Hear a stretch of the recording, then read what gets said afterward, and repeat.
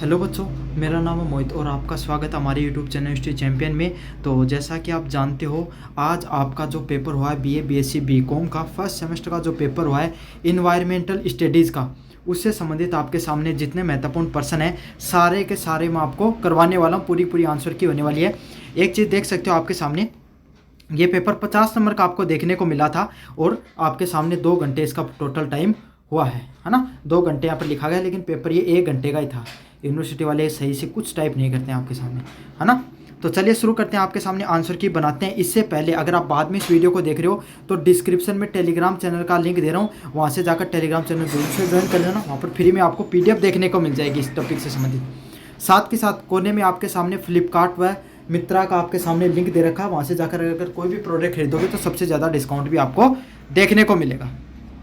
चलिए शुरू करते हैं। पहले वाला प्रश्न है, पर्यावरण जागरूकता की आवश्यकता का सबसे अच्छा कौन समझता है। तो पर्यावरण जागरूकता की आवश्यकता को सबसे अच्छे से भाई कौन व्यक्ति समझता, आपके सामने कौन व्यक्ति समझेगा? जो सतत जीवन शैली को बढ़ावा देने के लिए, मतलब भाई पर्यावरण की जागरूकता, अगर कोई भी आदमी वो पर्यावरण को जागरूक है, पर्यावरण के प्रति जागरूक है, तो वो क्या करेगा भाई आपके सामने? सस्टेनेबल डेवलपमेंट को, सस्टेनेबल लाइफ को करेगा। सस्टेनेबल लाइफ क्या होती है?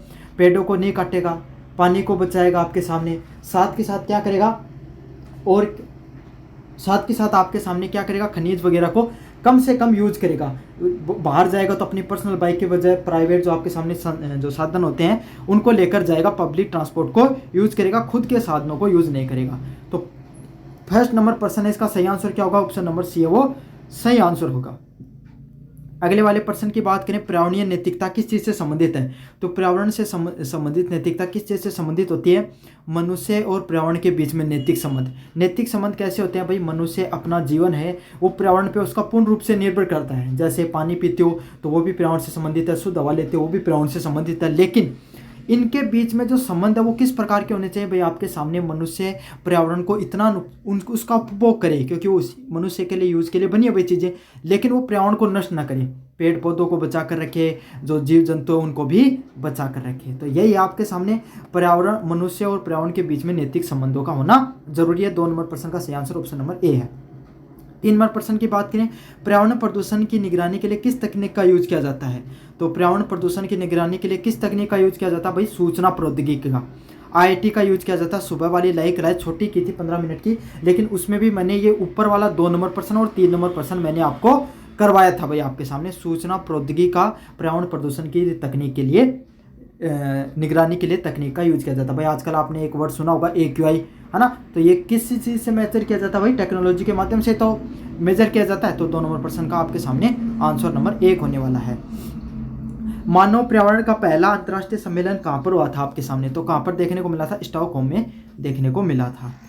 कहाँ पे देखने को मिला था भाई? आपके सामने स्टॉकहोम में देखने को मिला था। इसका सही आंसर ऑप्शन नंबर बी होगा। 1972 में वो देखने को मिला था। 4 नंबर प्रश्न का ऑप्शन नंबर बी सही होगा।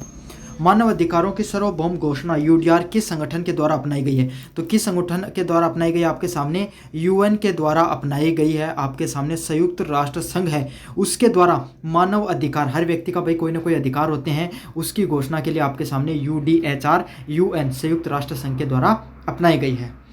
अगले वाला प्रश्न है, टेलीमेडिसिन का मुख्य उद्देश्य क्या होता है? तो टेलीमेडिसिन होती है, उसका मुख्य उद्देश्य क्या होता है भाई? आपके सामने 6 नंबर प्रश्न है, उसका सही आंसर क्या होगा?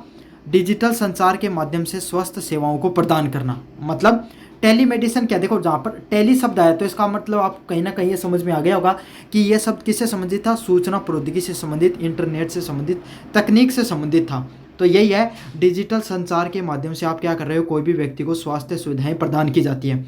जैसे आज के दिन ऑनलाइन आप कोई डॉक्टर से अपॉइंटमेंट ले सकते हो। AI का भी यूज़ करके आज के समय आप क्या कर सकते हो? कोई भी मेडिसिन वगैरह के बारे में जान सकते हो, आप अपनी जांच वगैरह वहाँ पर डाल सकते हो। तो यही है, टेक्नोलॉजी के माध्यम से अगर स्वास्थ्य सेवाओं का अगर आप उपभोग करते हो तो उसको किस नाम से जाना जाता है भाई? टेलीमेडिसिन के नाम से जाना जाता है। 6 नंबर प्रश्न का सही आंसर ऑप्शन नंबर ए होने वाला है। अगले वाले प्रश्न की बात करें, निम्नलिखित में से कौन सा क्षेत्र जनसंख्या दबाव व सूखे के कारण खाद्य की कमी को जूझता है? तो कौन सा क्षेत्र जूझता है भाई आपके सामने? तो सहारा अफ्रीका का जो उप सहारा क्षेत्र है। अब आपको पता है भाई जनसंख्या भी सहारा क्षेत्र में बहुत ज़्यादा है, साथ के साथ वहाँ पर आपके सामने वर्षा कम होती है, क्योंकि भूमध्य क्षेत्र पे सीधी की सीधी किरणें पड़ती हैं वहाँ पर। तो इस कारण क्या होता है भाई? आपके सामने वर्षा कम होती है, डेजर्ट रेगिस्तानी क्षेत्र ज़्यादा देखने को मिलता है। इसलिए सूखे के कारण, खाद की कमी के कारण जूझता है। कौन सा क्षेत्र भाई? सहारा वाला क्षेत्र। तो 7 नंबर प्रश्न का सही आंसर ऑप्शन नंबर सी होने वाला है। 8 नंबर प्रश्न की बात करें, भारत में परिवार कल्याण कार्यक्रम कब शुरू हुआ? तो भारत में परिवार कल्याण कार्यक्रम कब शुरू हुआ? 1952 में भारत में परिवार कल्याण कार्यक्रम है उसकी शुरुआत देखने को मिलती है। तो 8 नंबर प्रश्न का सही आंसर क्या है? ऑप्शन नंबर बी है वो सही आंसर होने वाला है। चलिए अगले वाले प्रश्न की तरफ बढ़ते हैं। 9 नंबर प्रश्न की, शब्द वहन क्षमता का क्या अर्थ होता है? तो वहन क्षमता शब्द का क्या अर्थ होता है भाई आपके सामने? वह अधिकतम जनसंख्या जिसे पर्यावरण सहारा दे सकता है। वहन क्षमता क्या मतलब? कैरिंग कैपेसिटी क्या होती है आपके सामने? वह अधिकतम जनसंख्या जिसको पर्यावरण क्या है? सहारा देता है। देखो मतलब अगर आपके गांव में एक क्या है, एक झील बनाई गई है ना, वो झील क्या कर सकती है आपके सामने? 2000 लोगों को पानी पिला सकती है। इतना पानी उसके अंदर है, 2000 लोगों को पानी पिला सकती है और कृषि की जा सकती है उसमें 2000 लोगों के लिए। लेकिन अब क्या हो गई, गांव की जनसंख्या बढ़कर कितनी हो गई? 2500 लोग हो गए हैं। तो अब क्या हो सकती है, उस झील से लोगों को पानी की, अब क्या हो जाएगी, पानी की शॉर्टेज हो जाएगी उस काम को। तो इसी तरीके से आपके सामने वो ज़्यादा से ज़्यादा जनसंख्या जिसके आसपास का जो वातावरण है, पर्यावरण है, झेल सकता है। अब आपके सामने दिल्ली में क्या देखने को मिला भाई? वहाँ का पर्यावरण प्रदूषण क्यों है? क्योंकि वहाँ की जनसंख्या अत्यधिक है और खनिजों का उपभोग वो ज़्यादा करते हैं, पेड़ पौधे उतने हैं नहीं, इंडस्ट्रियल डेवलपमेंट ज़्यादा देखने को मिलता है। इस वजह से क्या होता है आपके सामने, वहाँ की वाहन क्षमता से अधिक जनसंख्या है। समझ में आ गया? तो इसलिए ज़्यादा प्रदूषण देखने को मिलता है। वहन क्षमता आपको समझ में आ गई। तो 9 नंबर प्रश्न का सही आंसर ऑप्शन नंबर ए है। 10 नंबर प्रश्न की बात करें, सतत विकास की अवधारणा को लोकप्रिय किसने बनाया? तो 10 नंबर प्रश्न का सही आंसर क्या होगा? ब्रेटलैंड रिपोर्ट। किसने बनाया आपके सामने? सतत विकास की अवधारणा को लोकप्रिय बनाने का किसका योगदान है भाई? ब्रेटलैंड रिपोर्ट है उसका बहुत बड़ा योगदान है। किसका योगदान है भाई आपके सामने? ब्रेटलैंड रिपोर्ट है उसका सतत विकास को लोकप्रिय बनाने का बहुत बड़ा योगदान है। तो 10 नंबर प्रश्न का सही आंसर क्या होगा? ऑप्शन नंबर बी है वो सब सही आंसर होने वाला है। चलिए 11 नंबर प्रश्न की बात करें, सतत विकास लक्ष्य SDG की कुल संख्या कितनी है? तो 11 नंबर प्रश्न का सही आंसर क्या होगा आपके सामने? सी नंबर है वो सही आंसर होगा। कुल सतत विकास जो लक्ष्य हैं वो कितने आपके सामने? कुल 17 लक्ष्य सतत विकास लक्ष्य हैं। तो इसका सही आंसर क्या होगा? ऑप्शन नंबर सी है वो सही आंसर होने वाला है। 12 नंबर प्रश्न की तरफ बढ़े, मिट्टी की लवणता का क्या अर्थ होता है? तो मिट्टी में ज़्यादा से ज़्यादा लवणता पाई जाती है, इसका क्या अर्थ होता है? मिट्टी में लवणों को अत्यधिक जमाव, मतलब मिट्टी होती है ना उसके अंदर देखो क्या होता है, अगर आप खेत के पानी का ज़्यादातर यूज़ करते हो ना तो मिट्टी ज़्यादातर क्या हो जाती है? एसिडिक हो जाती है। समझ में आ गया? कैसे हो जाती है भाई? साल्ट या उसके अंदर ज़्यादा साल्ट देखने को मिलता है, एक्सेसिव साल्ट देखने को मिल जाता है। क्योंकि सैलिनिटी से पूछा गया। लवणता क्या होती है भाई? लवण शब्द आपके सामने डी नंबर ऑप्शन में ही था, तो आपके सामने इसका सही आंसर क्या होगा? ऑप्शन नंबर डी होगा, है ना। ज़्यादा से ज़्यादा आपके सामने जो आपका कुएं का पानी लगता है ना, ग्राउंड वाटर पानी लगता है, जो भूजल लगता है, उससे ज़्यादातर ये प्रॉब्लम देखने को मिलती है। तो 12 नंबर प्रश्न का सही आंसर ऑप्शन नंबर डी होने वाला है। चलिए 13 नंबर प्रश्न की तरफ बढ़े, जल भराव किस कारण होता है? तो 13 नंबर प्रश्न का सही आंसर क्या होगा? जल भराव किस कारण होता है भाई? आप अगर बहुत ज़्यादा क्या कर देते हो? सिंचाई कर देते हो, तो भाई कहीं पर आपके सामने ज़्यादातर पानी का भराव देखने को मिलेगा। तो आम समस्या सी होती है आपके सामने। 13 नंबर प्रश्न का सही आंसर क्या होगा? ऑप्शन नंबर ए होगा। बहुत ज़्यादा सिंचाई करने के कारण जल भराव वो देखने को मिलता है। तो 13 नंबर प्रश्न है उसका सही आंसर क्या? ऑप्शन नंबर ए है वो सही आंसर होगा। 14 नंबर प्रश्न की बात करें, निम्नलिखित में से कौन सा ऊर्जा स्रोत क्षय नहीं है? नॉन रिन्यूएबल एनर्जी रिसोर्सेज कौन सा आपके सामने? तो देखो मैंने बताया था पवन ऊर्जा और सौर ऊर्जा, ये भी लाइव क्लास में मैंने प्रश्न कराया था, ये भी है। जल विद्युत बायोमास भी है, बायोगैस व जौहरी ऊर्जा भी है, लेकिन कोयला, तेल व प्राकृतिक गैस नहीं है। तो 14 नंबर प्रश्न का सही आंसर क्या? ऑप्शन नंबर डी है वो सही आंसर होने वाला है। तो अपन 14 नंबर प्रश्नों तक पहुंच चुके हैं। इतने प्रश्नों में आपके कितने ज़्यादा प्रश्न सही हैं, एक बार कमेंट बॉक्स में जरूर से बताना। भारत में प्रमुख ऊर्जा स्रोत कौन से हैं? तो आप सबको ये बताना है, भारत में सबसे प्रमुख ऊर्जा स्रोत मतलब आपके घर में जो बिजली आती है वो किससे बनी होती है? किससे बनी होती है भाई? आपके सामने कोयले से। ये हर विद्यार्थी को पता होना चाहिए भाई। भारत में सबसे ज़्यादा ऊर्जा का जो लगभग 40 से 50% आपके सामने ऊर्जा है, किससे बनती है भाई? कोयले से बनती है। तो 15 नंबर प्रश्न का सही आंसर क्या होगा? ऑप्शन नंबर ए है वो सही आंसर होगा। भारत में ऊर्जा है वो किससे बनती है? कोयले से बनती है। 16 नंबर प्रश्न की बात करें, निम्नलिखित में से कौन सा अधात्विक खनिज है? तो इनमें से कौन सा अधात्विक खनिज है भाई आपके सामने? नॉन मेटेलिक, तो नॉन मेटेलिक क्या, जो जिसके अंदर धातु नहीं होती है। तो लोहा भी धातु होती है, मैग्नीज में धातु होती है, तांबे में धातु होती है, लेकिन क्या कोयले में धातु होती है किसी प्रकार की? बिल्कुल भी नहीं होती है। तो 16 नंबर प्रश्न का सही आंसर क्या होगा? डी नंबर सही आंसर होने वाला है आपके सामने। 16 नंबर प्रश्न का सही आंसर क्या होगा? ऑप्शन नंबर डी है वो सही होगा। भारत में अंतर्राष्ट्रीय जल विवाद का क्या उदाहरण होता है? तो 17 नंबर प्रश्न का क्या होगा? भारत में अंतर्राष्ट्रीय नहीं, अंतर्राज्यीय। अब अगर अंतर्राष्ट्रीय आता तो सिंधु जल समझौता देखने को मिलता है ना। भारत पाकिस्तान के बीच में अंतर्राष्ट्रीय जल समझौते से संबंधित विवाद है, लेकिन भारत में अंतर्राज्यीय कर्नाटक और आपके सामने ये तमिलनाडु के बीच में मुख्यतः देखने को मिलता है। जो अंतर्राज्यीय जल विवाद, मतलब कावेरी का पानी भाई कौन यूज करेगा, कर्नाटक वाला राज्य, उसमें ये देखने को मिलता है। 17% का सही आंसर ऑप्शन नंबर सी होने वाला है। 18 नंबर प्रश्न, निम्नलिखित में से कौन सा जैविक संसाधन है? तो निम्नलिखित में से कौन सा भाई जैविक संसाधन है? इसमें से बायोटिक रिसोर्स कौन सा इसके अंदर है? तो बायोटिक आपके सामने कोयला है। क्या होगा भाई 18 नंबर प्रश्न का आंसर? ऑप्शन नंबर बी होगा। कोयला एक प्रकार का जैविक संसाधन है के रूप में जाना जाता है। तो 18 नंबर प्रश्न का सही आंसर ऑप्शन नंबर सी होगा।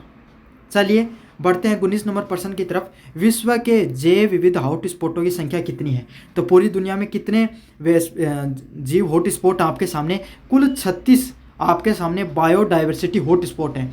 बायोडाइवर्सिटी हॉटस्पॉट क्या होते हैं भाई? इस प्रकार की जगह जहाँ पर आपके सामने घने जंगल देखने को मिलते हैं, है ना, पेड़ पौधे देखने को मिलते हैं, जानवर देखने को मिलते हैं, अलग अलग प्रकार की विलुप्त प्रजातियां देखने को मिलती हैं, तो उनको जैव विविधता हॉटस्पॉट के नाम से जाना जाता है।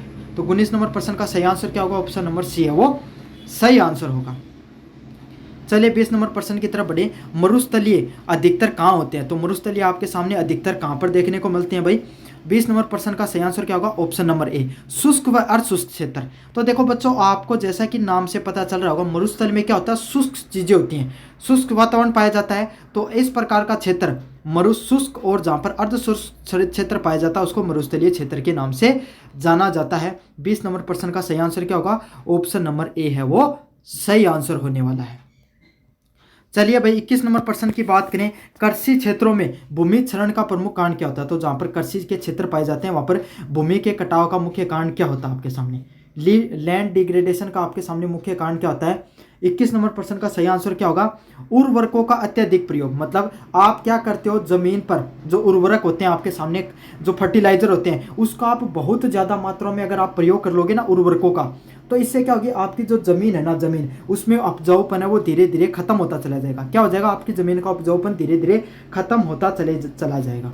तो इसका सही आंसर क्या होगा? ऑप्शन नंबर ए है वो सही आंसर होगा। भाई पहले आपके खेत में 10 बोरी गेहूं की उगती थी, 5 उग रही हैं, तो क्या हो गया? वो पहले तो आपके सामने जो यूरिया वगैरह डालते तो उससे उपजाऊपन बढ़ता है, लेकिन धीरे धीरे कम होने लग जाता। अगर उसका उपयोग नहीं करोगे तो ढंग से फसल भी नहीं उगती, अच्छे से फसल नहीं उगती है। तो इसका सही आंसर क्या होगा? 21 नंबर प्रश्न का सही आंसर ऑप्शन नंबर ए होने वाला है। चलिए 22 नंबर प्रश्न की तरफ बढ़े। 12 स्थान संरक्षण का उदाहरण है एक्स सेतु कंजर्वेशन का उदाहरण क्या है? तो 13 नंबर प्रश्न का 22 नंबर प्रश्न का सही आंसर इसमें से क्या होने वाला भाई? आपके सामने बीज बैंक के आपके सामने अक्ष सेतु कंजर्वेशन का उदाहरण है। कौन सा? जो सीड बैंक होते हैं वो क्या होते हैं आपके सामने? अक्ष सेतु जो कंजर्वेशन होते हैं उसका उदाहरण है। चलिए भाई, भारत में जैव भौगोलिक क्षेत्रों की संख्या कितनी है? The number of biogeographical zones in India. तो भारत में कितने प्रकार के बायोजोग्राफिकल जोन पाए जाते हैं? 23 नंबर प्रश्न का सही आंसर क्या होगा भाई? ऑप्शन नंबर सी है वो सही होगा। 10 आपके सामने कुल जैव भौगोलिक क्षेत्रों की संख्या होती है। कितनी होती है भाई? 10 प्रकार के आपके सामने जो भारत में जैव भौगोलिक आपके सामने क्षेत्र पाए जाते हैं। तो इसका सही आंसर क्या होगा? ऑप्शन नंबर सी है वो सही आंसर होगा। चलिए, जैव विविधता के विकल्प मूल्य किस चीज से संबंधित होते हैं? तो जैव विविधता के विकल्प मूल्य किस चीज से संबंधित होते हैं भाई? भविष्य के संभावित उपभोगों में, future potential use of biodiversity. मतलब जो जैव विविधता क्या होती है भाई? आपके सामने आप क्या कर सकते हो भविष्य में, जो भाई कहीं पर खनिज पाए जाते हैं, कहीं पर लवण पाया जाता है, कहीं पे आपके सामने जीव जंतु पाए जाते हैं जिनको आप भविष्य में अपने के लिए यूज कर सकते हो, उसको क्या कहा जाता है? जैव विविधता का विकल्प मूल्य के नाम से जाना जाता है। तो इसका सही आंसर क्या होगा? 24 नंबर प्रश्न का सही आंसर ऑप्शन नंबर बी होगा। अगले वाला प्रश्न है आनुवांशिक विविधता में क्या भिन्नता है? 25 नंबर प्रश्न का सही आंसर क्या होगा? आनुवांशिक विविधता होती है उसमें क्या भिन्नता देखने को मिलती है? 25 नंबर प्रश्न का सही आंसर क्या होगा, एक ही प्रजाति के, सॉरी इसका सही आंसर भैया आपके सामने क्या होगा, जेनेटिक डाइवर्सिटी मीन्स वेरिएशन, अलग अलग प्रजातियों में आपके सामने क्या है, अनुवांशिक भिन्नता देखने को मिलती है। इस प्रश्न में आपके सामने मैं थोड़ा सा कंफ्यूज हूँ भाई, आपके सामने 25 नंबर प्रश्न में मेरे हिसाब से तो उत्तर इसका ए ऑप्शन होना चाहिए, एक ही प्रजाति में आपके, सॉरी गलत बताया भाई, एक बार देख लेना, 25 नंबर प्रश्न का सही आंसर ऑप्शन नंबर ए होगा, एक ही प्रजाति में अलग अलग प्रकार की जो विविधताएं देखने को मिलती है उसको अनुवांशिक विविधता के नाम से जाना जाता है। करेक्ट माई वर्ड्स, 25 नंबर प्रश्न का सही आंसर ऑप्शन नंबर ए होगा। चलिए अगले वाले प्रश्न की तरफ बढ़ते हैं। सांस्कृतिक परिस्थितियां, ये सेवाएं किस चीज़ से संबंधित होती हैं? भाई आपके सामने सांस्कृतिक परिस्थिति सेवाएं किस चीज़ से संबंधित होती हैं भाई? 26 नंबर प्रश्न का सही आंसर क्या होने वाला आपके सामने, ऑप्शन नंबर डी, अमूर्त लाभों के लिए, नॉन मटेरियल बेनिफिट से संबंधित क्या होती हैं आपके सामने, सांस्कृतिक परिस्थितियों का सेवाएं होती हैं। समझ में आ गया। 27 नंबर प्रश्न की तरफ बढ़ें। कृषि पारिस्थितिक तंत्र क्या होता है? कृषि का जो पारिस्थितिक तंत्र किससे संबंधित होता है? 27 नंबर प्रश्न का सही आंसर क्या होगा, ऑप्शन ए, कृत्रिम रूप से बनाए गए और संचालित किए गए। मतलब कृषि में क्या होता है भाई, कृत्रिम रूप से आप कोई भी टीन शेड वगैरह बनाए जाते हैं, कृत्रिम रूप से किसी भी चीज़ों का बनाया जाता है, उसको क्या कहा जाता है आपके सामने, कृषि पारिस्थितिक तंत्रों के नाम से जाना जाता है। तो 27 नंबर प्रश्न का सही आंसर क्या होगा, ऑप्शन नंबर ए है वो सही आंसर होने वाला है।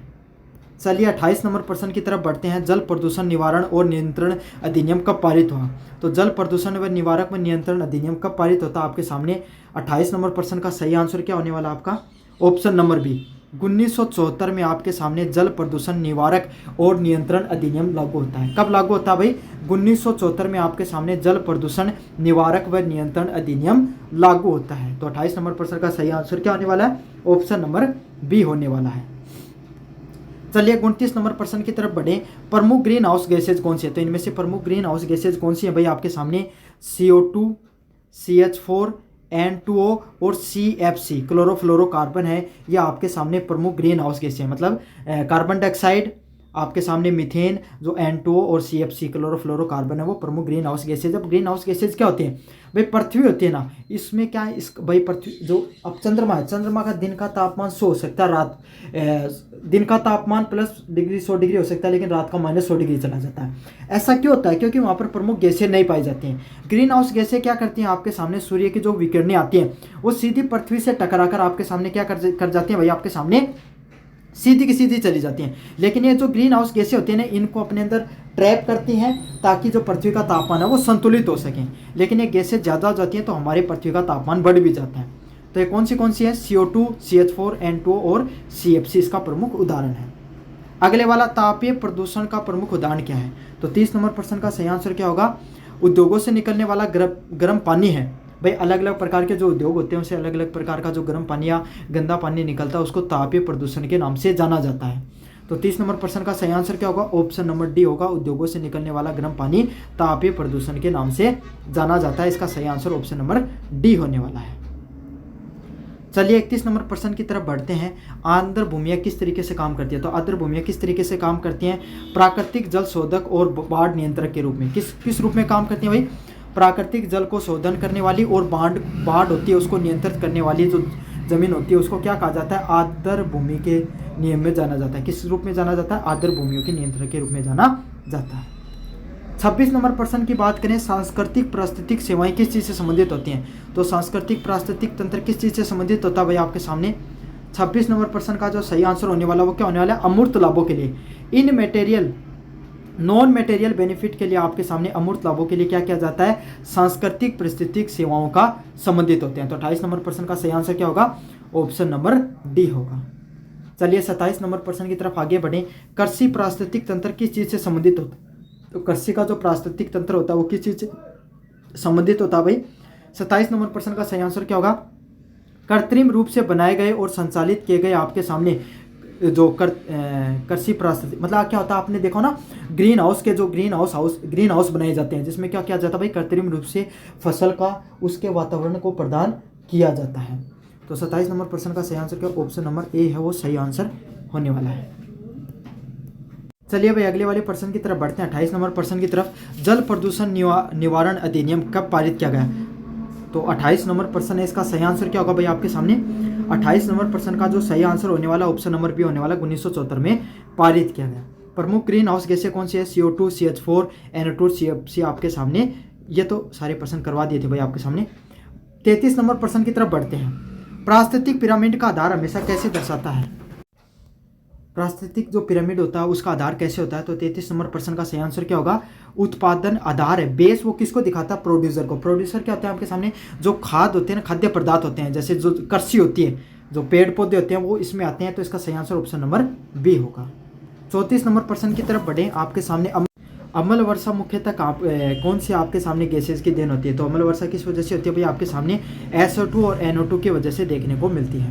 प्राकृतिक तंत्र में ऊर्जा प्रवाह किस उष्मागति के नियम को पालन करता है? तो कौन से नियम को पालन करता है भाई? दूसरे नियम को पालन करता है। कौन से नियम को पालन करता है भाई? जो उष्मागति के कौन सा नियम का पालन होता है? दूसरे नियम का पालन होता है। वन संरक्षण अधिनियम कब पारित हुआ? तो वन संरक्षण अधिनियम कब पारित हुआ भाई? 36 नंबर प्रश्न का सही आंसर क्या होगा आपके सामने? ऑप्शन नंबर बी होगा। वन संरक्षण अधिनियम है 1980 में पारित हुआ था। कब हुआ था भाई? वन संरक्षण अधिनियम है वो 1980 के अंदर पारित हुआ था।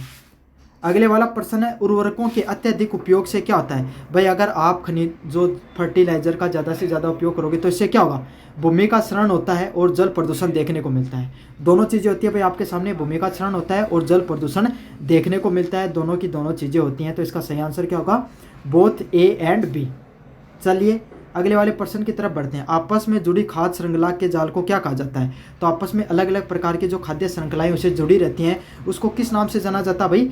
खाद्य जाल के नाम से जाना जाता है, फूड वेव के नाम से जाना जाता है। किस नाम से जाना जाता है? फूड वेव के नाम से जाना जाता है। 38 नंबर प्रश्न का सही आंसर क्या होगा? ऑप्शन नंबर ए है वो सही आंसर होने वाला है।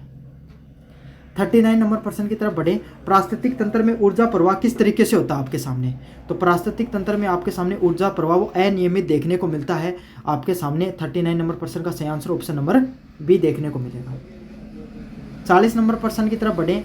क्योटो प्रोटोकॉल किस चीज़ पे केंद्रित रहता है? तो क्योटो प्रोटोकॉल किस चीज़ से संबंधित था भाई आपके सामने? ग्रीन हाउस का गैस उत्सर्जन से संबंधित। तो ग्रीन हाउस गैसेज का जो आपके सामने इमिशन होता है उससे संबंधित क्योटो प्रोटोकॉल देखने को मिला था। तो 40 नंबर प्रश्न का सही आंसर क्या? ऑप्शन नंबर ए है वो सही आंसर है। 41 नंबर प्रश्न की तरफ बढ़े। जैव विविधता का जो सम्मेलन है CBD कब अपनाएगा? जैव विविधता का सम्मेलन जो CBD को कब अपनाएगा भाई आपके सामने? रियो अर्थ समिट के अंदर जैव विविधता का जो सम्मेलन है उसको अपनाया गया था। जो रियो डी जेनेरियो के अंदर आपके सामने जो ब्राजील की राजधानी है उसके अंदर आपके सामने जैव विविधता सम्मेलन को अपनाया गया था। तो 41 नंबर प्रश्न का सही आंसर ऑप्शन नंबर डी होने वाला है। 42 नंबर प्रश्न है, पर्यावरण लेखा परीक्षा का क्या उद्देश्य होता है? इन्वायरमेंट ऑडिट का क्या अर्थ होता है आपके सामने? तो 42 नंबर प्रश्न का सही आंसर क्या होगा? अनुपालन का मूल्यांकन करना, इवेल्युएशन ऑफ कंप्लायंस। क्या होगा आपके सामने? इवेल्युएशन ऑफ द कंप्लायंस देखने को मिलता है, अनुपालन का मूल्यांकन। ऑप्शन नंबर सी है वो सही आंसर होगा। चलिए 43 नंबर प्रश्न की तरफ बढ़े। पर्यावरणीय प्रभाव आकलन EIA किस तरीके से किया जाता है? तो इन्वायरमेंटल जो आपके सामने इफेक्टिव एनालिसिस किस तरीके से किया जाता है भाई? 43 नंबर प्रश्न का सही आंसर क्या होगा? परियोजनाओं के पर्यावरणीय प्रभावों का पूर्वानुमान लगाकर। मतलब कोई भी परियोजना लागू की गई, कहीं पर आपके सामने बांध बनाया जा रहा है, अब उस बांध को बनाने से पर्यावरण पे क्या प्रभाव पड़ेगा उसको क्या कहा जाता है? पर्यावरणीय प्रभाव आकलन के नाम से जाना जाता है। तो इसका सही आंसर क्या होगा? ऑप्शन नंबर बी है वो सही होगा। परियोजनाओं के जो पर्यावरणीय प्रभाव है उसको पूर्व अनुमान करके आपके सामने क्या कर सकते हो? आपके सामने पर्यावरण प्रभाव अनुमान लगाया जा सकता है। तो इसका सही आंसर क्या होगा? ऑप्शन नंबर बी होगा। चिपको आंदोलन किस चीज़ से संबंधित है? तो चिपको आंदोलन किस चीज़ से संबंधित है भाई? आपके सामने वन संरक्षण से संबंधित होता है। चिपको आंदोलन किस चीज़ से संबंधित है? वन संरक्षण से संबंधित होता है भाई आपके सामने आपका चिपको आंदोलन। तो 44 नंबर प्रश्न का सही आंसर क्या होगा? ऑप्शन नंबर ए है वो सही आंसर होगा। 45 नंबर प्रश्न की तरफ बढ़े। जैव विविधता अधिनियम कब लागू हुआ प्रभावी रूप से? तो 45 नंबर प्रश्न का सही आंसर क्या होगा? 2002 के अंदर आपके सामने जैव विविधता अधिनियम है वो लागू किया गया था। कब लागू किया गया था भाई आपके सामने? 2002 के अंदर लागू किया गया था। कब किया गया था? जैव विविधता अधिनियम 2002 के अंदर लागू किया गया था। ई वेस्ट प्रबंधन का सबसे अच्छा तरीका क्या होता है? मतलब जो इलेक्ट्रॉनिक वेस्ट होता है उसको आप किस तरीके से आप सबसे ज़्यादा अच्छे से प्रबंधन कर सकते हो? क्या करके? रिसाइकल करके। क्या कर सकते हैं भैया आपके सामने? रिसाइकल करके आप क्या कर सकते हो? बार बार यूज किया जा सकता है उसको, क्योंकि इलेक्ट्रॉनिक से संबंधित चीज़ें भाई आपके सामने मेटेलिक चीज़ों को रिसाइकल किया जा सकता है, प्लास्टिक चीज़ों को भी किया जा सकता है। चेरनोबिल दुर्घटना किस चीज़ से संबंधित थी? तो यूक्रेन के अंदर एक परमाणु दुर्घटना देखने को मिली थी। एक परमाणु रिएक्टर का तापमान है वो अचानक से बढ़ गया था और विस्फोट देखने को मिला था। तो चेरनोबिल जगह है, चेरनोबिल जगह यूक्रेन में जगह जो आज के समय युद्ध चल रहा है ना, वहाँ का एक परमाणु रिएक्टर था, उसका तापमान अत्यधिक बढ़ने के कारण ये घटना देखने को मिली थी। ओजोन परत पृथ्वी के जीवन को कैसे बचाती है भाई? किस तरीके से बचाती है? पैरा बैंगनी जो किरणें होती है यूवी रेडिएशन से बचाने का काम करती है। 48 नंबर प्रश्न का सही आंसर ऑप्शन नंबर ए होने वाला है। हाइपेटाइटिस ए किस प्रकार की बीमारी है? तो हाइपेटाइटिस ए किस प्रकार की बीमारी है? भोजन और जल द्वारा, मतलब आप खाना खाते हो उससे हो सकती है, जल के माध्यम से भी हो सकती है। तो इसका सही आंसर ऑप्शन नंबर आपके सामने डी होने वाला है। 50 नंबर प्रश्न की बात करें, कार्बन डाइऑक्साइड को ग्रीन हाउस गैस क्यों कहा जाता है? क्यों कहा जाता है? क्योंकि ऊष्मा को अवशोषित कर सकती है। तो मैंने पहले बताया था ग्रीन हाउस गैसें वो होती हैं जो ऊष्मा को अपने अंदर अवशोषित कर लेती हैं। 50 नंबर प्रश्न का सही आंसर ऑप्शन नंबर ए होने वाला है। तो अब आपके सामने पूरा वीडियो अगर आपने देखा तो ये बताओ मेरे को कितना आपके सामने प्रश्न सही है और मैंने जो पढ़ाया उसमें से आपकी कितनी मदद हुई है। धन्यवाद।